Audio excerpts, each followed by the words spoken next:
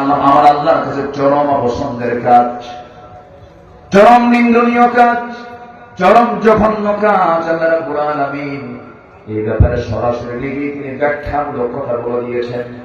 সবার কম বেশি জানা আছে, আয়াতটা খুব কমন আয়াত, ঘরের আয়াত, পকেটের আয়াত। আমার সঙ্গে আওয়াজ দিয়ে দিয়ে সবাই বলুন, ওয়াকাদা রাব্বুকা আল্লা তা'বুদু ইল্লা ইয়্যাহু ওয়া বিল ওয়ালিদাইনি ইহসানা ইম্মা ইয়াবলুগান্না ইনদাকাল কিবারা আহাদুহুমা أو كلاهما فلا تقل لهما أف ولا تنهرهما وقل لهما قولا كريما جربنا الله أكبر।